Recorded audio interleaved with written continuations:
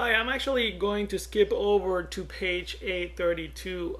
Most of the objectives that actually we're looking at here, if I'm looking correctly in the handout, um, we have covered. On objective number 3, we did talk about regional migration, race relations, and women's role. I'm going to go to objective number 4 and explain the early Japanese successes in Asia and in the Pacific and the Americas strategy for countering them. Actually, the fact about the American strategy to counter the Japanese was that there was no basic strategy to actually remember that we decided we were going to take care of Germany first. So what we find in the South Pacific at this time, not in Europe, in the South Pacific, is a very depleted American force.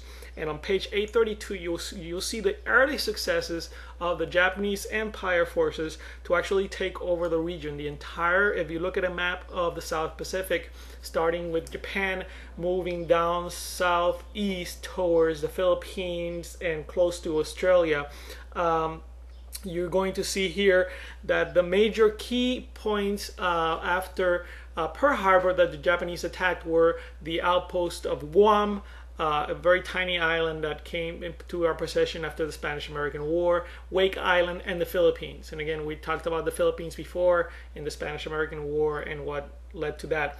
But the Philippines are part of the United States at this point. The Japanese attack, they do not stop there. They continue. They're not only spreading southeast, they're actually spreading southwest as well. So again, you're looking at all these islands over in the southeastern part of the South Pacific, and Burma, Korea, China towards the main Asian continent. Japan was also attacking there and moving very, very fast. Again here, Japan, the overambitious soldiers on page 832 of the Japanese army plunged into the jungles of Burma. And the Chinese government had a general name, Yang Jiechi, who is, I believe, in your list of people to know. He was still resisting the Japanese invaders in China. Again, we're trying to supply these forces with some material so that they could also fight the war. These are people, native peoples from those regions that are actually fighting against the Japanese. There were some news, again, this is debatable. I don't think that they were better. It says on page 832, better news came from the Philippines. What happened in the Philippines, again, is that you find an American army that is actually depleted. It's not very powerful, although they do have a very good leader named General Douglas MacArthur. More on him later on. He's the guy that never goes away on this chapter. Basically, the Japanese land in the Philippines. There's a very courageous effort by the Americans. Unfortunately, they are surrounded. They're taken prisoners.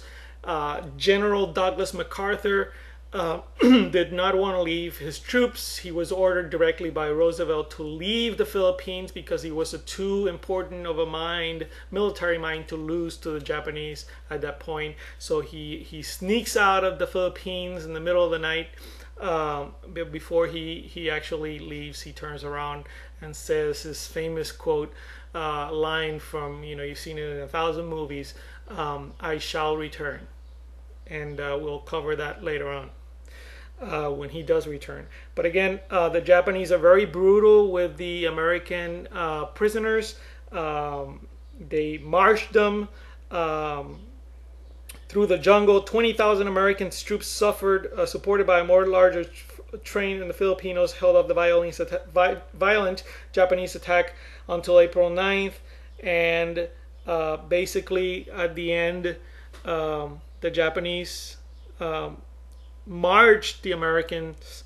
It says here on page 832, on the second column, the Bataan Death March to prisoners of war camps. They marched the Americans in a very savage way, very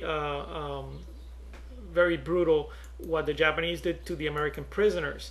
Let's see here.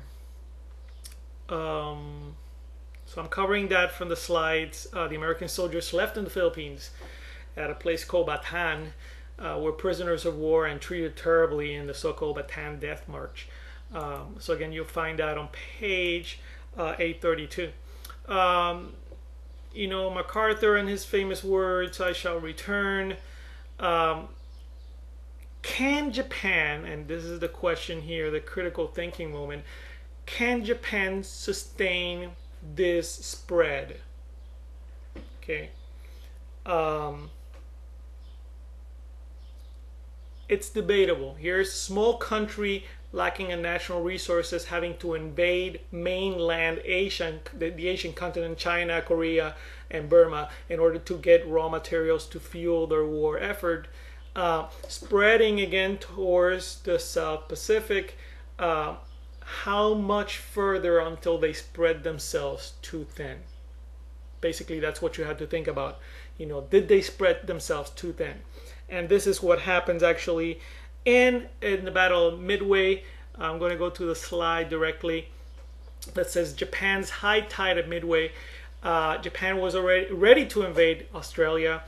This, of course, worried the Americans because Australia represented the same thing that Britain represented in Europe, the last bastion of democracy in the area, in the region. And they were also an allied, and we also needed them as a staging area to begin our operations in the South Pacific.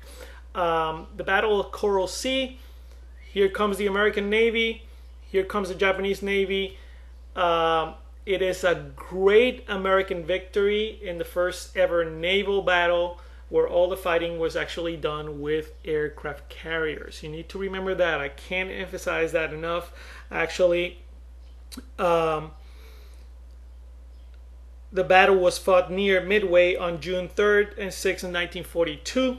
Admiral Chester Nimitz directed a small but skillful maneuvered carrier force. Again, here are planes taking off from the American ships and planes taking off from the Japanese ships, and they're duking it out in the air, and the ships are duking it out in the water. So again, very, very important that you keep that in mind, that a lot of this fighting was done with aircraft carriers. After their defeat at Coral Sea, Japan then wanted to take Midway Island.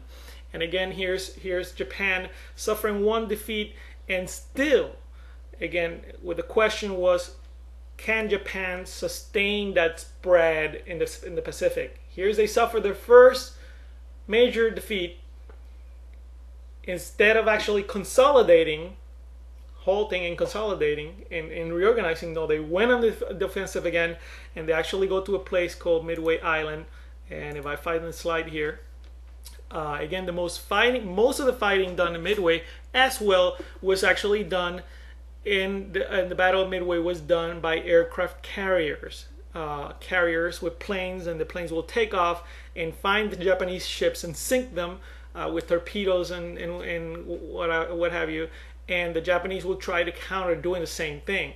So again, it was these were both the Coral Sea and the Battle of Midway were disastrously in terms of how much damage both sides actually did to each other. But again, America comes out victorious for two reasons. I think primarily because America had a quicker, more adaptable naval force. The Japanese really had the huge, big battleships, and again, that worked in the favor of America in that sense, where they had more aircraft carriers and they had more versatile ships to sort of move faster than the Japanese. Again, you look on page 833 and it explains everything about the Battle of Midway.